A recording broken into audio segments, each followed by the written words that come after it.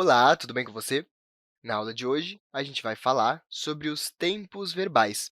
Com os tempos verbais, que conseguimos identificar o momento do fato que está sendo narrado, ou seja, se este fato está no passado, no presente ou no futuro.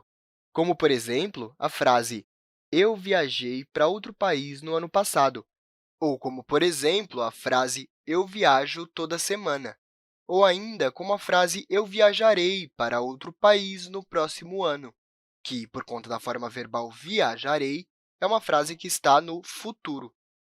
Bom, antes de darmos atenção aos exemplos deste vídeo, vamos identificar em uma tabela os diferentes tipos de tempos verbais.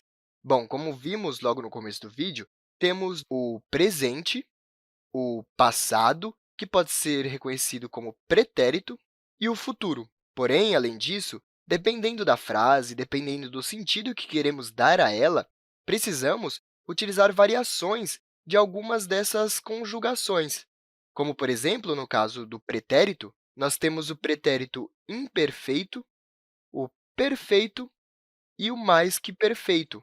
Já no caso do futuro, temos o futuro do presente e o futuro do pretérito, ou seja, o futuro do passado. Vamos ver, então, alguns exemplos para que consigamos compreender melhor como funciona o presente, o pretérito e suas diferenciações, e o futuro. Bom, o presente, como já vimos neste vídeo, é aquele tempo verbal que utilizamos quando queremos expressar algo que está acontecendo agora ou indicar uma rotina. Ele surge em frases como "Minha avó vai ao supermercado toda semana". Nesta frase, nós temos um verbo flexionado no presente do singular da terceira pessoa. Isso porque, com a forma verbal vai, a frase está expressando algum acontecimento do momento presente. Já no segundo exemplo, temos uma frase com um verbo flexionado também no presente. Todos os dias eu como banana com aveia no café da manhã. O verbo comer está aqui sendo flexionado também no presente. Isso porque estamos tratando não de algo que está acontecendo agora, mas sim de algo que, sempre que o momento narrado chega, acontece no presente. Ou seja, sempre que chega no café da manhã, eu como banana com aveia. Caso esta palavra estivesse flexionada no passado, por exemplo, no pretérito, ela poderia aparecer desta forma, comia. E, desta forma, eu estaria dizendo que não como mais banana com aveia no café da manhã, mas que comia no passado. Entendeu? Bom, já o pretérito é um pouco diferente do presente. Isso porque ele trata não do que está acontecendo agora, mas sim do que já aconteceu. As frases com verbos no pretérito servem para indicar algo do passado. E, além disso, é importante que a gente saiba, antes de entrar nos exemplos do pretérito, que ele possui algumas variações, como, por exemplo, o pretérito perfeito, imperfeito e o mais que perfeito. Quando a gente vai falar de algo que aconteceu, a gente pode muito bem falar algo que, na verdade, poderia ter acontecido. No primeiro exemplo, nós temos a seguinte frase: "Eu fazia patinação artística quando era criança". Bom, neste caso, temos uma frase no pretérito imperfeito.